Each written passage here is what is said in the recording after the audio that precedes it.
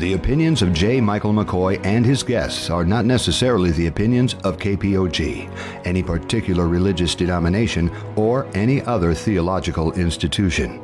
Thanks for listening to Mac's World Live, Living Free Through Forgiveness, live on KPOG and webcast1live.com. All right, good afternoon. It is 1 o'clock on the 16th day of April in the Lord's year 2021.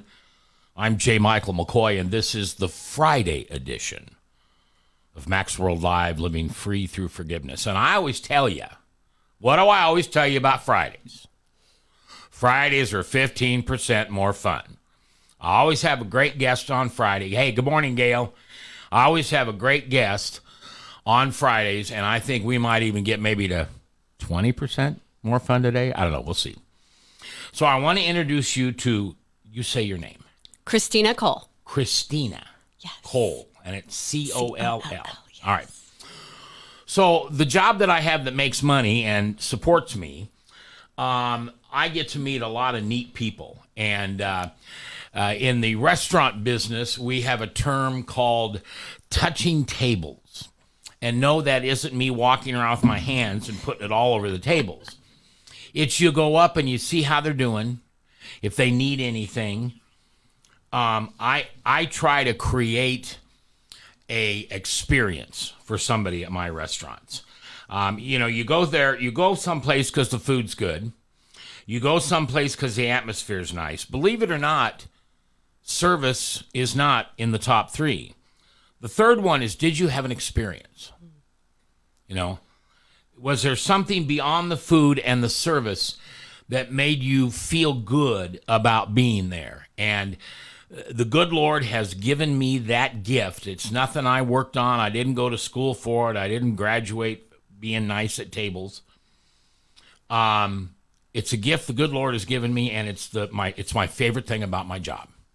I don't have anything about my job that I like more than touching tables. And my job, I'm a gas station attendant, right? I get 2 minutes to create a relationship with you. 2 minutes. And I work at that very, very hard. So, and if you ever want to learn how to do that, I'll be glad to teach you. But it's probably going to have to be a face-to-face thing. But it's not a big deal. But when you learn that skill, it's not a talent. When you learn that skill, you can create an experience for your customers that they want to come back. It's a trusting thing. So one day I went in, and I think Kristina, not Christina, Christine. Yes, Kristina, yeah. okay. If I recall right, you and another woman were having a business meeting, and your son was there. Is that right? Yes, I actually was giving a consultation. Yes, I was in business. Okay. And we'll talk about what she does in a minute. And your son is how old? He is 3.5. 3.5. And so one of the things I do, now, if you do this to me, you can't do this to me because I'm getting a secret here. I will go and create that experience for the child because kids are the most important thing. And if you can create a positive experience for a child, it's a lot easier to take them out, to be honest with you. It's a lot easier for them to be comfortable around adults in strange places because somebody thought they were special. And out of the clear blue, I offered your son a donut. Yeah. And he wasn't being bad or anything. No. He was fine. He was a golden child, yep. And a golden child. And so I brought him a donut. And anyway, Kristina and I talked a little bit. And I realized that this amazing woman has a language, kind of like Kayla does, who's in here, with me sometimes. She has a language within her faith, her Christianity faith. And I found it so interesting that I wanted to bring her in on the radio and share that with you. So just bear with me. If you have any questions about what this means or that means, jump on the Facebook, give me, send me a message or something, or you can always call in if you want to, 442 5764. That's 442 KPOG. But you can email me, you can text me. That's probably the better way to do it. All right. So what is it you do? Well, that's a very big question. Is it? Yeah. Okay, well, you talk to me like I'm a 6-year-old. Seriously, tell me, which you're probably pretty good at. Tell me what you do for people and how you help them. I live in purpose. I live in purpose. You live in purpose? I live in purpose, yes. Okay, and what does that mean? Or is it Purpose, Iowa? You're funny. Yeah, okay. Well, I lead from a place of my heart, meaning I do what I'm passionate about. I'm in showing up in the world, being authentically me. So what does that look like? Well, there's a lot of labels. I'm a spiritual educator. I'm a yoga instructor. I'm a meditation coach. I'm a mom. There's all these different labels, roles, whatever you want to call them. But what it comes down to is I show up authentically me. And so anything that I get involved in or do, I'm living it from a place of passion, and that is purpose. Okay, I got it. Well, not completely. I know, I can tell. So, well, I'm trying here. So let's say I'm a client. Walk me through a little bit of the process that you go through, especially just the beginning, so people can. I want my listener to be able to put themselves here across from you and understand what that looks like and sounds like and feels like. Well, I show up clear in my energy when I'm working with clients. Okay. Because I'm there to support them on their growth journey. Okay. And whether that's supporting them on a healing process, perhaps there's stuff from their past that they may have not even shared with me, but I have this ability to tap into a knowingness, and being able to see that there's something there. And I hold space for them, and I'm able to navigate a transformation process. And it can begin anywhere as simple as sharing with them that they're never alone. We all have guidance, angels, whatever you want to call them, Right. and that you are energy. So in that regards, we are all one because we are all energy. You have a life purpose, and we've come here to learn and grow. And so those are like the key principles that we share as Wayshores College educators in the New Spiritual Horizons. I see you're going to search. Well, I want to find I'm sorry. I am listening. I can do two things at once, but you have a gift of discernment. Yes. Is that? Yes. Okay, Yeah. So I'm not the first one to tell you that? Well, I feel that everybody has a gift of discernment. Ooh, boy, you're going to have to come back again because we're going to get stuck on something here. All right. Now, you just said the word energy. Yes. And there's a lot of people, especially who follow Christ, when they hear that term, they go, oh, no. She's going to get out crystals and do a seance over me or what. But in a conversation you and I had, I learned that energy is another word for the Holy Spirit. Yes. See, I get that. Yeah. I get that. And I didn't even know this until we started talking. I mean, I knew this, but I hadn't shared it with you. I have God gave me an incredible gift of discernment. And it's kind of funny that I opened up the way I did, talking about how we met, touching tables and stuff. But that's the process I'm going through when I come up to the table, and you certainly know this too. If you walk up to a table and say, is everything okay? And they don't look at you and they say, fine, you leave. Yeah. Okay. Because they're shutting you off. You're simply there to serve them, which is okay. I'm all right with that. When you get into a conversation with somebody, and you got to listen carefully, right? Yes. I mean, listening's the whole deal here. You discern some things that they like and don't like. What it sounds like you're really good at is applying that discernment in a spiritual way. I mean, yoga. I mean, good Lord, girl, you got it all. Well, and I didn't even mention I'm an ordained minister with Peace Community Church International. No, you didn't mention that. So, all right. So we're sitting down at a table, and we're going to start a conversation. Tell me how it goes. Well, it just depends on what you've come to Okay, let's navigate with me. All right, so let's say this is one of my passions. I can't forgive someone. Oof. And the strain of it is affecting my health. It's affecting my other relationships. It brings upon a dark cloud that I don't want in my life. And I somehow can't figure out how to forgive them because they didn't think they did anything to be forgiven for, or I deserved what I got. Mac? Yeah. Where are you not forgiving yourself? Mm-hmm. Yeah, that's good. That's where I would start. Yeah, that's good. That is where it starts, isn't it? It is. Wow. So how about them Hawkeyes? Now, we can change it real quick. Well, no, you nailed it. And you came up to the table and you offered my son a donut. And don't you remember, I said, I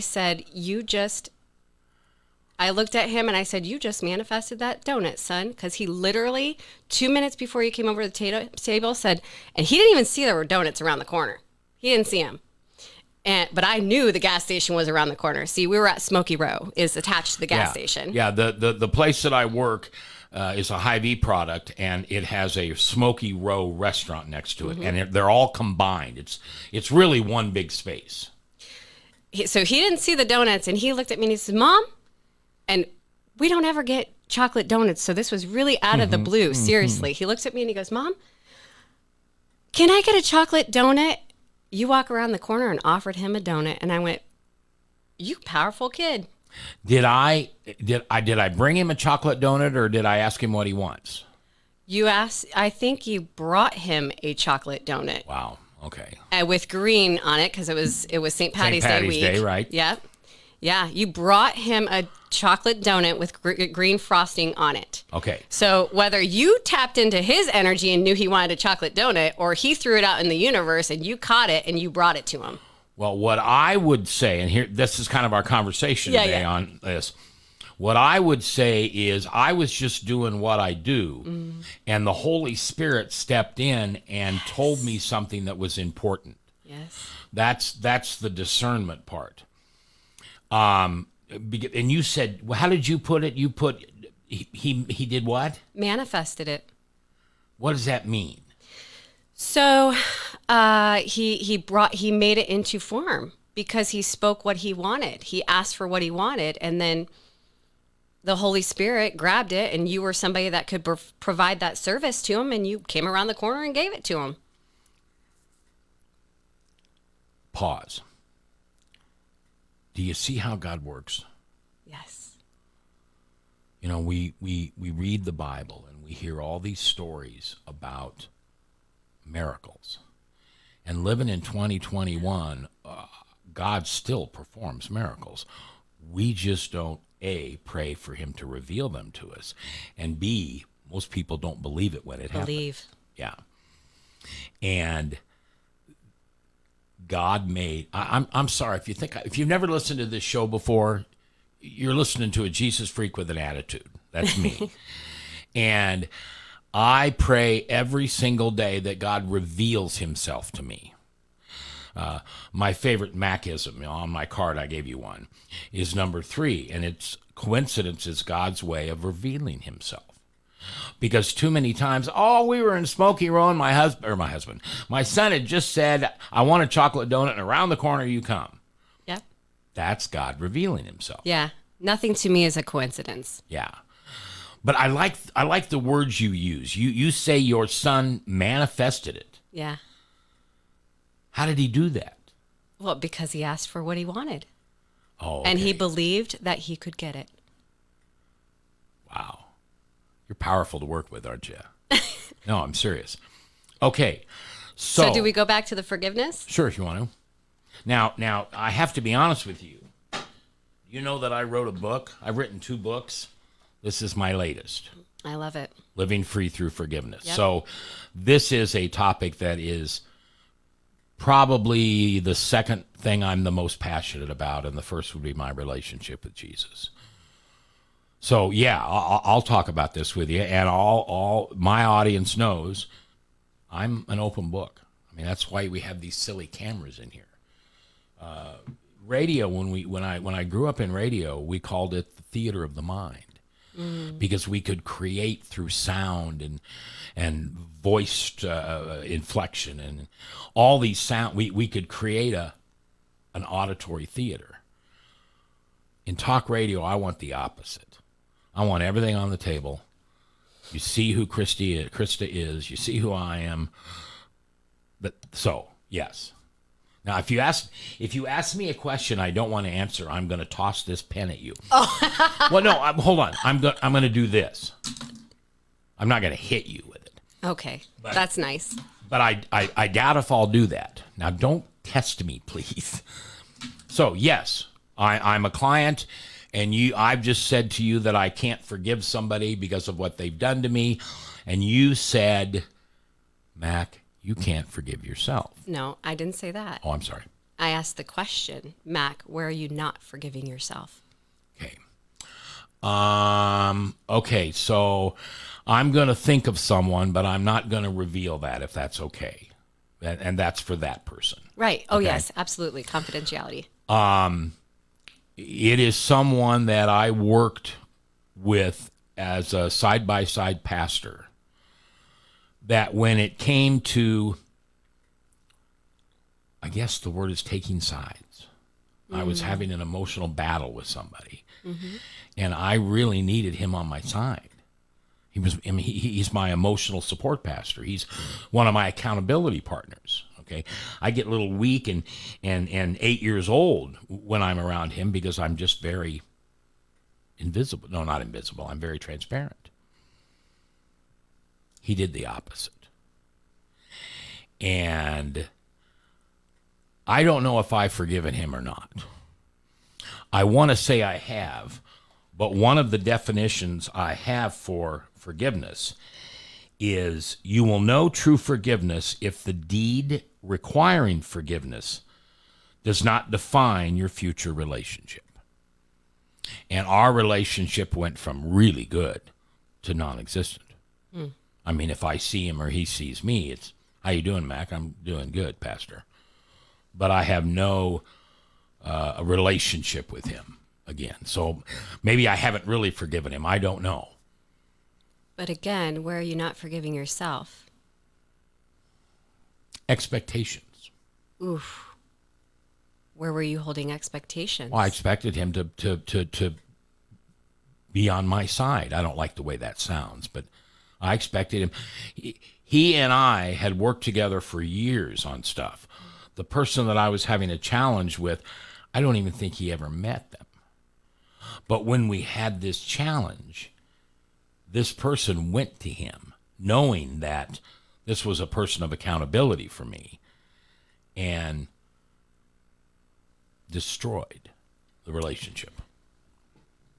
Was there assumptions? I mean, did you speak crystal clear communication with this partnership with the other pastor? Was there clear communication of what your needs were out of the relationship? I hope so. I think so. And there's certainly, if they weren't before, they certainly were after the first meeting of the 3 of us. Okay. So there was a meeting of the 3 of you. Yes. And I was just stomped on. And I was angry about it. I'm no longer angry about it because it takes up too much energy, as you would call it. Mm-hmm. But I don't know if I asked him to forgive me. I told him I forgave him. And unfortunately, he said, I've done nothing to be forgiven for. Oh, yeah. Well, I've heard that before. That's terrible. Well, so go back in time. Was there a place in time where you had perhaps an inner knowing that something was going to happen and you didn't do anything about it? You didn't speak your truth. You didn't speak up for yourself. You didn't set a healthy boundary. With him. With whomever in the situation that you're still feeling like you want forgiveness from, because that's actually coming from a place that where are you not forgiving yourself? I'm going to keep coming back to that question. Well, where I'm not forgiving myself in that was, that's a great question. Here's one possible answer. First time anybody's asked me this, so I'm searching for an answer. And I'm not the smartest guy in the room, so sometimes it takes me a while. Excuse me, but I feel like I should have demanded. I should have, and that's a horrible word, but I should have gone to him and say, listen, we're not going to work together anymore if you continue down this path of supporting X, Y, and Z. Yeah. Because this isn't going to go well between me and XYZ. And I want you on my side. I need you. You're a spiritual leader to me. You are extremely important to my self-good. Self-good? Anyway. So I feel like there's an attachment there that needs to be let go of. A detachment? An attachment to the pastor who's your accountability partner or whatever. Yes. There was. So have you released that attachment and the expectations that were around that? Yeah. And then the next and question. by the way, I really have. Okay, good. Yeah. But the next question, I keep hearing you say that, oh, I just lost it. It'll come back if it's All right, important. That's fine. I should have done this. A better way to really, the past is there to regroup on. So if I'm saying I should do this and I should have done this, this, and this, it kind of feels like I'm reminiscing the past as opposed to regrouping the past so that moving forward I can grow with the experience in wisdom. Okay, so here's what I heard you say. No, here's what you reminded me of. I've had the same business partner for 34 years, and we had 14 establishments, businesses together over all that time. And,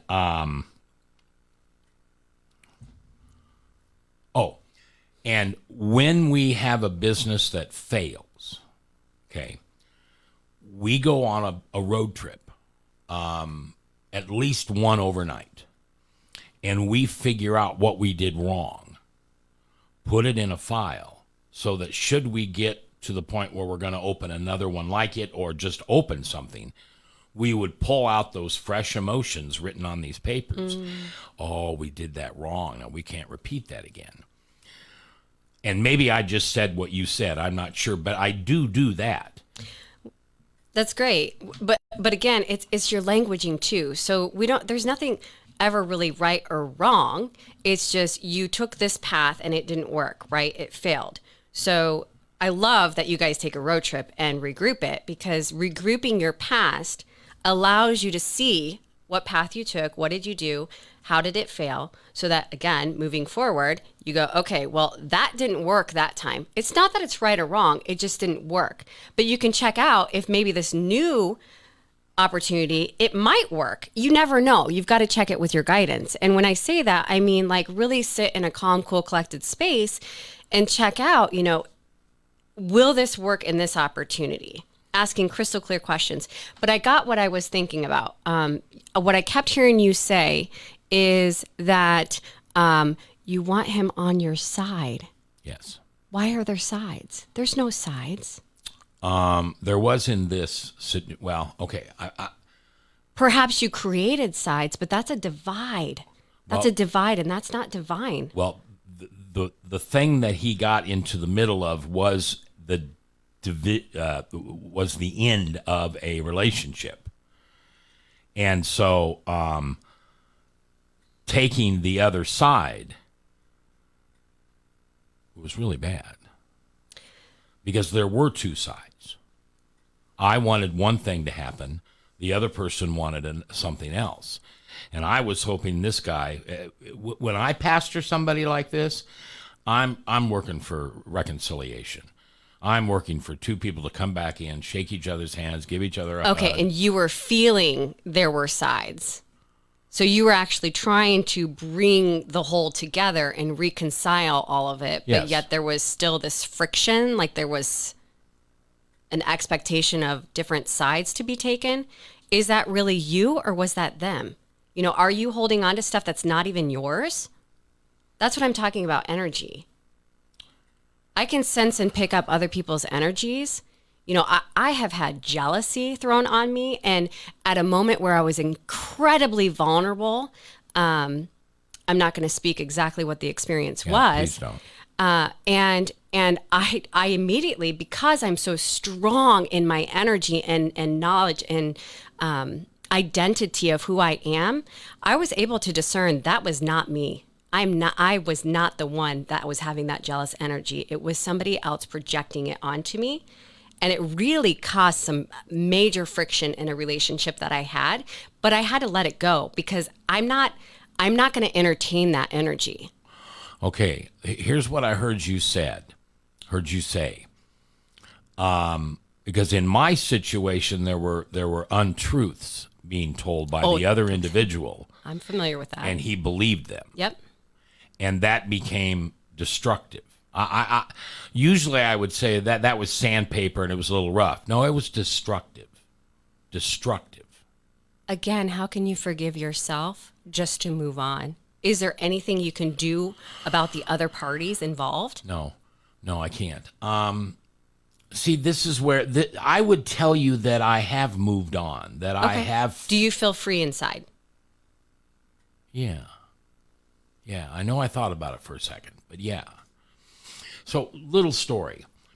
I'm broadcasting live from Jerusalem in the Christmas season of 2016. And I thought that after I became a Christian, that I would be this powerful radio evangelist and great speaker, big voice, all that. And that's not what God's will was for my life. And when I figured that out, thank God he revealed that to me. Thank God. He revealed that to me because I accepted it. So I found out in June that I was going to the Holy Land to broadcast live for Christmas. Where's the greatest place to be Christmas Eve in the world? How about Bethlehem? There you go. All right. Having the revelation that I had, or God showing me, you're not going to be, first I was a pastor of a church, and here's what I heard. Pastor, that woman sings too loud. Pastor, that boy, he shouldn't wear those clothes to church. Pastor, that carpet, I don't like that carpet. There was very little pastoring. It was more like I was running a daycare. And I know that's kind of rude, but I don't mean it that way. Well, it's Fun Friday. Yeah, right. 20% more fun. I think we're going to get to 25. And so I kept saying to God, what do you want with me? What do you want me to do?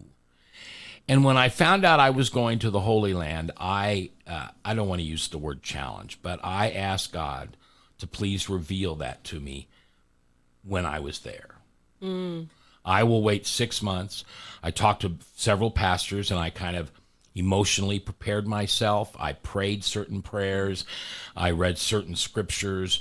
I surrendered. That's what I was doing. I was going through the process of surrendering my will. So when he laid this thing on me, whatever it might be, I'd be an open vessel. I'm at the Wailing Wall Christmas Eve. My audience has heard this 100 times. They get bored with it. I'm at the Wailing Wall on Christmas Eve, and I have my cross on, the cross that's hanging up there on that T-shirt, and it's against the Wailing Wall, and my lips are on that cross, and I'm saying, God, here I am. Okay, tell me what it is you want me to do. What is your will for my life? And when I say I hear, I don't mean I had an auditory hearing, but I felt God write on my heart one word: forgive. And see, my forgiver was non-existent. It wasn't broken. I don't think I ever had one. I had a heck of a feces list. Yeah. But forgiveness was not something I knew how to do. And yeah, if we went back into my childhood, da-da-da-da-da. My buddy Craig was there, and he came up and he pulled on my coat, and he said, "Look, they're getting ready to close. We need to go." And I said, "I've only been here like 5 minutes." I'll never forget this. He looked at me and said, "You've been here 40 minutes." Mm-hmm. So before we went out, we wanted to go into Herod's Hall. And this was this grand hall that's just off of the Wailing Wall that used to be the place where the king would go down and then go back to the castle or their grounds. Now it's a library. And we just wanted to see it. It's kind of like the Sistine Chapel. It's got stuff all painted on it and stuff. We walk in, and there's this little Hasidic Jew. The hair braids and the black hat and the white shirt and everything.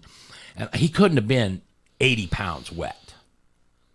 And as we walked past, he said, "You are forgiven." And I remember looking at my right sneaker thinking, you got to turn around and ask this guy what he meant, because you're never going to see him again. Never. And Craig had heard it too.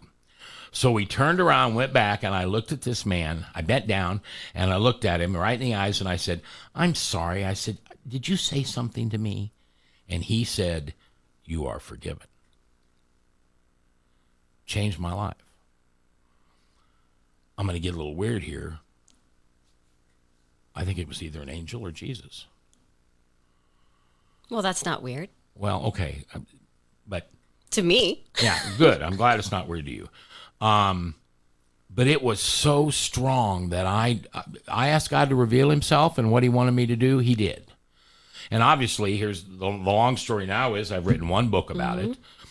The name of my show is Mac's World, Living Free Through Forgiveness. I even sat and talked with a man for over an hour this morning because he reached out to me, and he has something that he's having a challenge forgiving. I'm helping people forgive.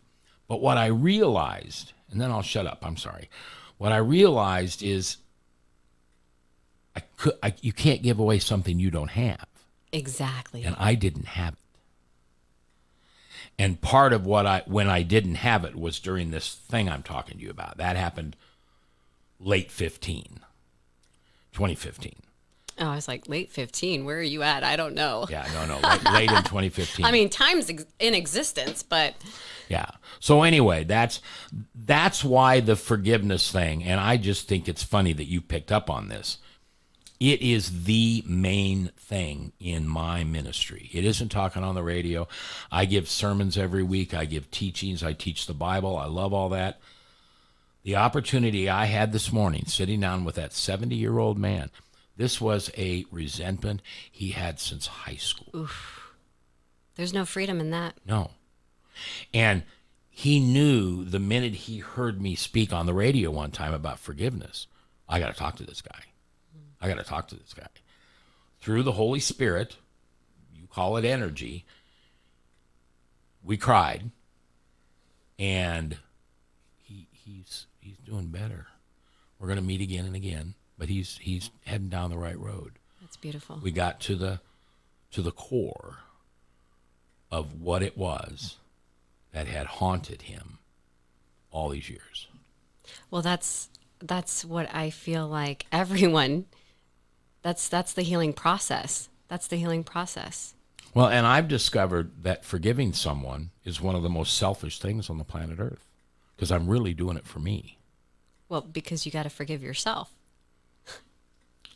I feel like forgiving others comes naturally just by forgiving myself. Once I have forgiven myself, it's I'm free. I'm free from it. They are just automatically forgiven. Yeah. For me, that's how it works. No, I like what you're saying. Yeah. Yeah. But see, I kind of like I told you, my business partner and I would go through what we had done wrong. I'm kind of the same way. When something doesn't go right, relationship, business, why did I get a speeding ticket coming over here? I didn't, but I try to figure out what I've done wrong. In recovery, we call that you stay on your side of the street. Yeah, stay in your lane. Yeah, Mind your own stay in business. my lane. Yep. Okay. That was good. But again, you keep saying, what did I do wrong? And for me, I don't use that terminology. I used to, but it doesn't serve me to use that. It's more like, where have I placed expectations on somebody? Yes. Where have I made assumptions about something? Where am I attached to something or someone?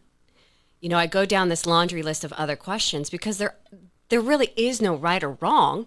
It's just, where am I not feeling free, and getting to the bottom of that. Okay, so I think this is a somatical thing, because I agree with what you just said. That's what I did. Yeah. I'm using the word wrong, and I probably shouldn't use that. I'm trying to stay in my lane, figure out what I could have done differently. Better, yeah. And in this case, what I should have done is, I should have just walked from the situation. I just should have. Shoulda, woulda, coulda. Yeah. Because I ended up. Yeah, me too. I've had experience like that. And it's very freeing. It's very freeing.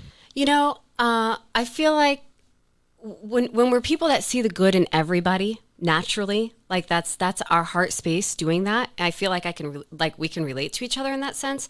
That's why it was hard to walk away from certain situations, because we see the real person for who they are.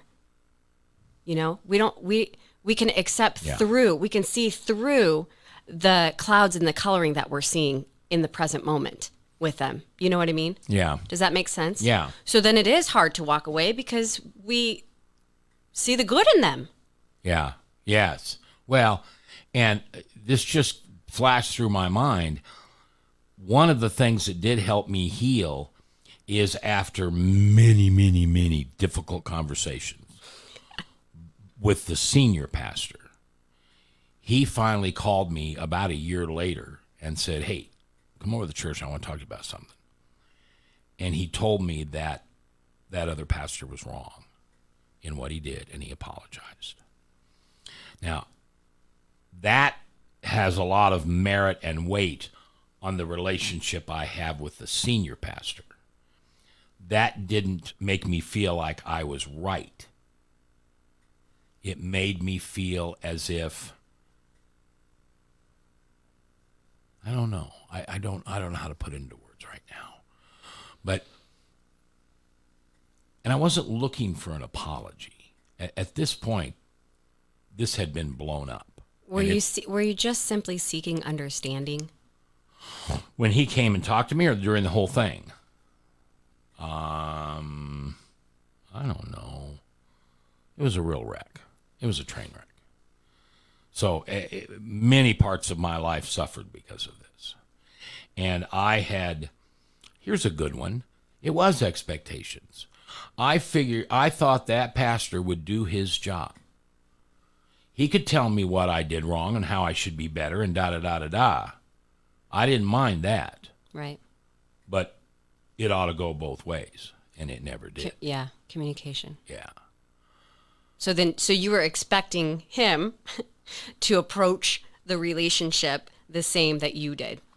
Yeah, I would have expected him. I think that happens a lot. Yeah. I think that happens a lot with a lot of people. When I counsel couples on marriage counseling, I'm a cat you probably don't want to get into marriage counseling with. Oh, please. Because the first thing I tell them is, do not give all your love to this soon-to-be spouse. Give all your love to Jesus, and then he'll divide what goes where. 50-50. Well, I mean, I have to fully, if I am not taking care of myself and loving myself fully, how can I provide that? You even said it. If I don't have forgiveness for myself, how can I give somebody else forgiveness? I agree. If I don't have love for myself, Jesus, the Holy Spirit, God, how can I give that to somebody else? Yeah, and the first 50 years of my life, I had no love for myself. And we'll talk about this sometime, but my audience knows this. I was not a good person. Yeah, but my audience doesn't know it. Oh, well, I was just not a good person. And on the 10th of July in 2010... my birthday, by the way. No. July 20th of 2010? No, July 10th. I thought you said the 10th of July. Oh, no, I may have. It's the 20th. Okay. Go on. I got mugged by Jesus. Oh, I love that. You got mugged by him. I got mugged by okay, Jesus. I want to hear this. Well, This is Fun Friday here. Here's why I use the term mugged. If you and I were coming out of the Civic Center and the car was parked kind of in a dark alley, and so we were walking to the alley, and someone came up with a gun and said, "Give me everything you got." You are losing the things that were very, very important to you. The jewelry, the cash, the car, whatever it is. Plus, It's all material. You think you're going to lose your life maybe. There. And when it's all done and the mugger is gone, what he's left you with is, I'm sorry, let me back up. He's taken all your idols away. Money, cars, jewelry. It's all material. Well, But yeah, keep going. remember how I was. I know. And so that's why I use the term mugged. And I don't even know where that came from. That's what it was. And as time went on, I had to get rid of idols. And there's always that, I don't want to get rid of that. Well, I know that's a character defect, but I like that character defect. Attachments. Yeah. You had Well, attachments. crutches. Attachments. Yeah. And so what Jesus has done for my life is I'm a case like Saul and Paul were. Levi to Matthew. I have become, because of him, what he wants me to be, or at least I'm heading in that direction. Before, I didn't give a rat's behind what God wanted. In fact, I made the discovery that if I put, here's the most important thing to me, and then here's the second thing, the third and the fourth and the fifth, God came in at seventh. Seventh. And Jesus wasn't even on the list. And so when Jesus mugged me, I began to learn how to forgive myself, which the physical action was to get rid of my idols. You know, I've said this before, and it doesn't sound right if you've not heard it before, but I don't mean it wrong. I lived in a $1.8 million house. And when this whole thing happened, I moved into a $175,000 redwood cabin. And I finally have a home. I had a great house. Indoor swimming pool, elevator, blah, blah, blah, blah, blah, blah, blah. But I sure was never happy there as I am happy here with my 2 dogs in this little redwood cabin. Home is where your heart is. I understand that, but home was an idol. You were living outside of yourself. What's that mean? What's that mean? What you talking about? You were living outside of yourself to please for how others saw you. Oh yeah. You Sure. know? Oh, Sure, I've yeah. got this all this luxury and all these yeah. material and Yeah. I was but you pompous, said it, arrogant. you didn't love yourself the whole time. No, I didn't. Well, you were living life for other people, Well, the and- outside world. yeah, and the other thing, and this will just make you smile because this is exactly what you're saying, because you're exactly right. I was an orphan, adopted into an amazing home, but I always knew I was adopted, which translated to me, I wasn't supposed to be here. You weren't wanted. I was a mistake. And that's, you want to get to the core of my pain. That was the core of my pain. And I could discern, well, it wasn't discerning. I could see where everybody didn't love me. You were seeking love outside of yourself because you didn't love yourself, Right. because you weren't taught that emotional stability as a child. Right. I was You- Episcopalian. We grew up snobby Catholics. Well, you took on a perception that because your real parents didn't keep you, you were rejected, abandoned, you name it. Yeah. Yeah. I work with clients with that stuff Yeah. And To work what, through it. and I'll never forget this. because that's never the truth. Oh, no, of course not. Of course not. I was looking through the eyes of Satan. I was not looking through the eyes of Jesus. Because when I figured out how Jesus saw me, that's one of the best gifts he ever gave me. because all of a sudden I realized that those things that I had done wrong over my life. Now, I'm not Flip Wilson, but the devil made me do them. When all that got cleared away, I didn't want any of that anymore. Right.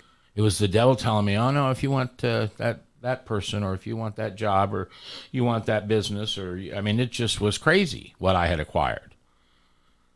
And when it came right down to it, I didn't want any of it. You weren't happy with any of No. it. Yeah.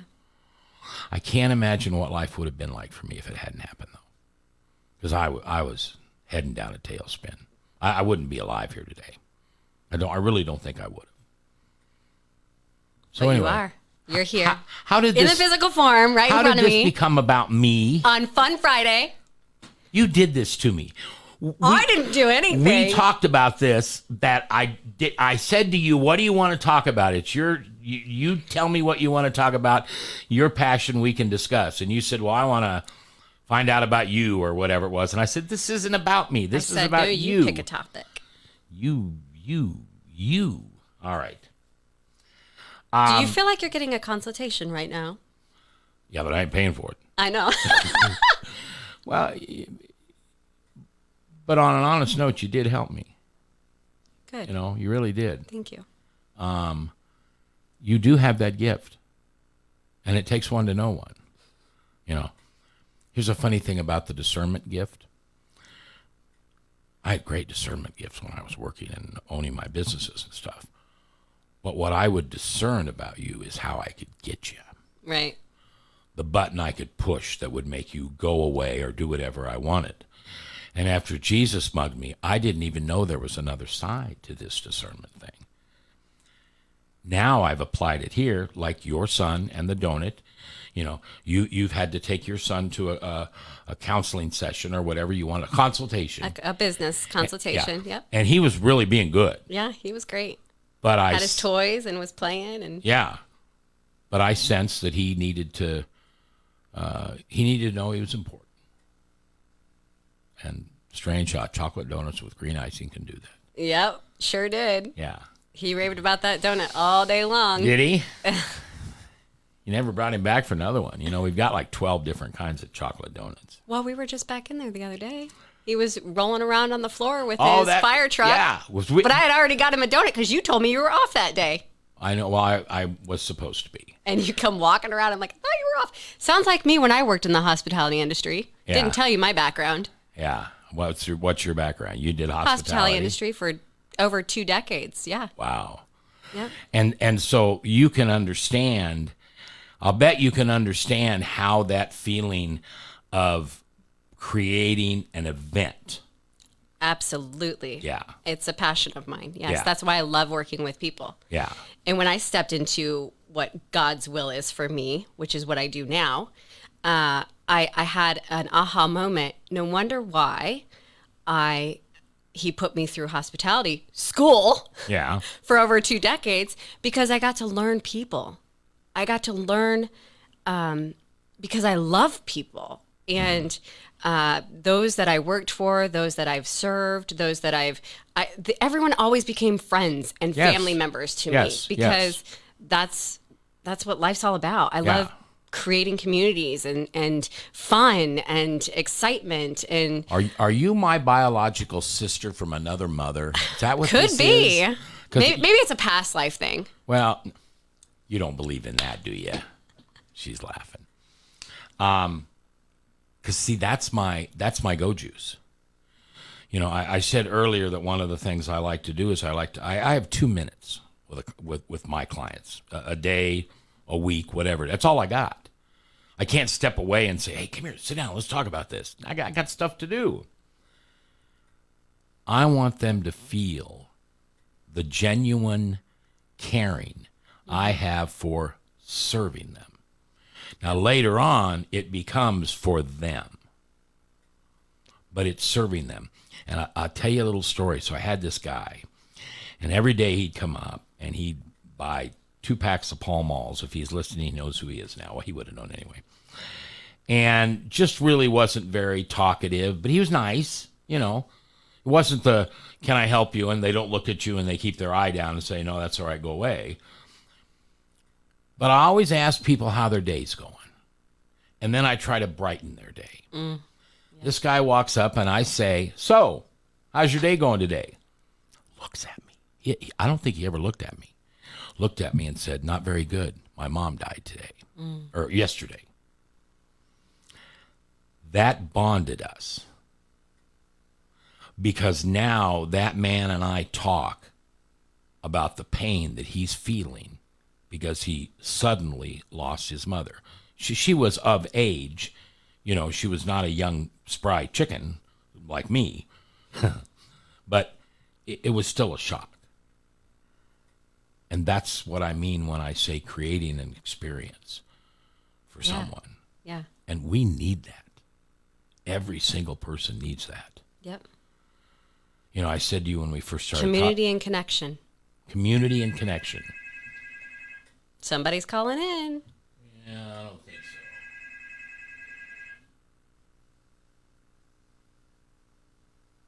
Hello? KPOG. Yes. Hi, Hi. You're my on the name air. is Robert Fisher. I'm sorry, what? My name is Robert Fisher. Robert's sister? No, Fisher. Robert Fisher. Robert Fisher.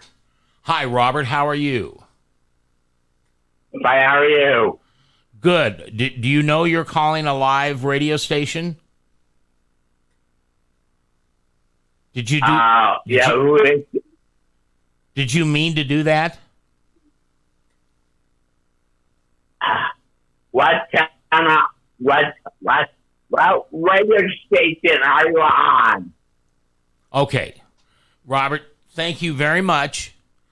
You've called a number. I think you called the wrong number. But thank Do you. not hang up on me. Okay. Well, are you listening to the station?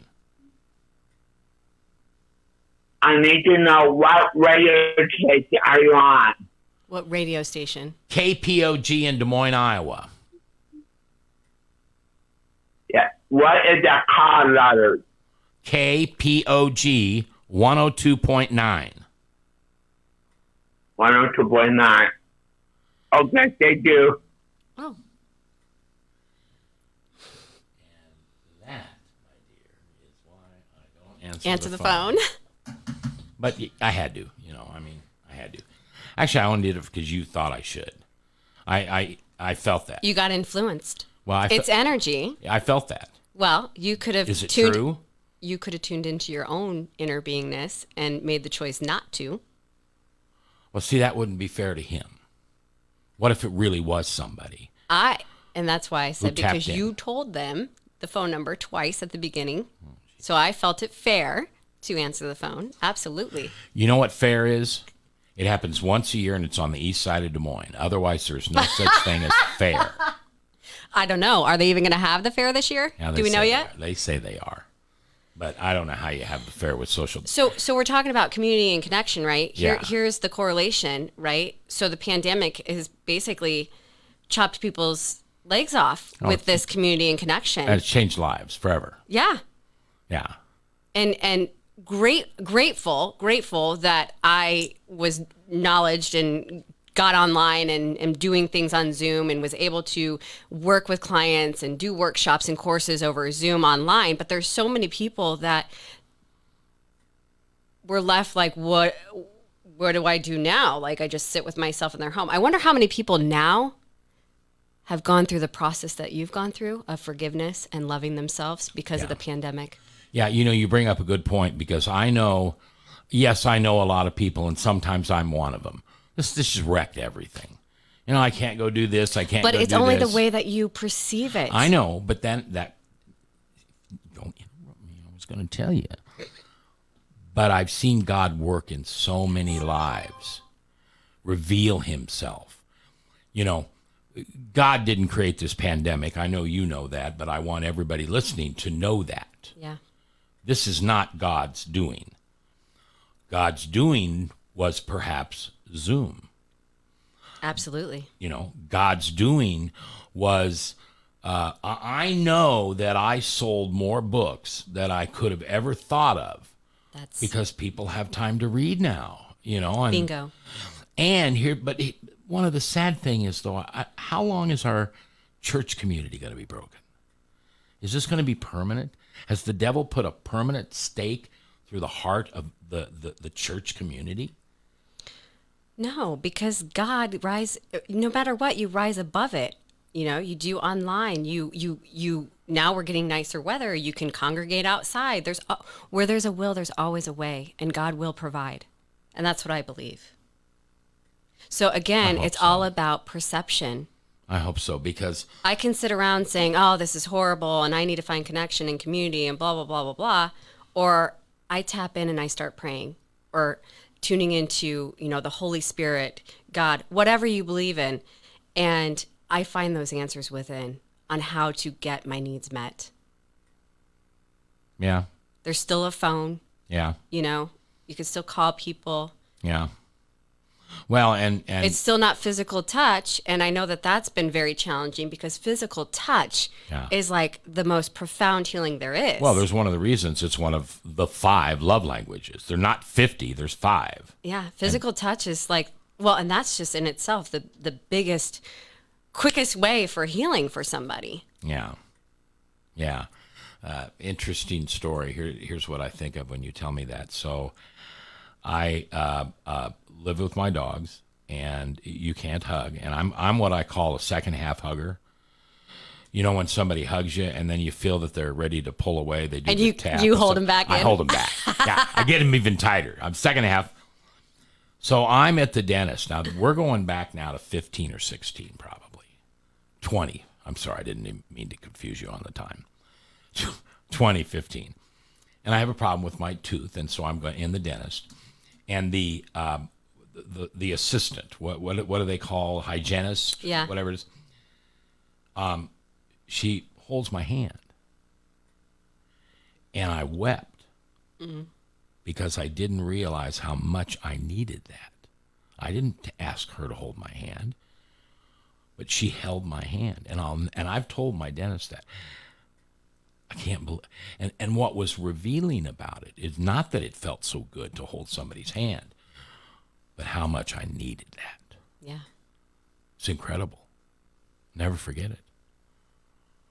And that's energy. She tuned into that need. Maybe it was unconscious for her, but what I do also with my clients is teach them how to become conscious of those gifts, of being able to discern and to show up more authentically in the world, sharing their gifts. Yeah. I do things still naturally, unconsciously giving to people, and sometimes don't stop to tune into the consciousness of it. But it's a process. We're here to learn and grow. It's not like I'm going to be a genius and be consciously walking person all the time. I'm a human. This is a human experience. Yeah. So So I've got a chat here, and Bob, who's one of the people that run this radio station and make so many things happen, he said that guy that just called in listens to the station. Oh, good. The other thing, you heard me say hi, Gail, in the beginning. Yeah, yeah. So when people pop up, I say hi to them. Yeah. And when Gail started listening to the station, and I sensed something going on, and I invited him to one of our services. And he said, or a time you invited a truck driver to Sabbath that you knew was lost. That's why I like Gail, though. He's a great guy. All right, we're out of time. I hope you're happy. You consumed all the whole radio show. You did most of the talking. Yeah, right. Okay, so yeah, I did. So I'm going to type on here, how do people get a hold of you? They can check out my website, www.Kristina, Kristina, Coll, COLL.com. Okay. All right, so I put that on there, and that'll be permanent with the feedback on this show. So anybody who ever pulls this show up, whether it be today or 10 years from now, that'll be there. Oh, and it's in blue, so you can even click it and go to the website. All right. Great. Thank you very much. So you're telling me I need to update it? Update what? Everything is a work in progress. Well, you don't need to update anything. Yeah, I don't have my my offerings for marrying people, Oh, gee, man. burying people. Oh, gosh. You know. That's a whole nother conversation. All right. I'm J. Michael McCoy, if I haven't told you lately. Thanks for listening. Love this job. Couldn't do it without you. Right here on KPOG. Amen. Thanks, Mac.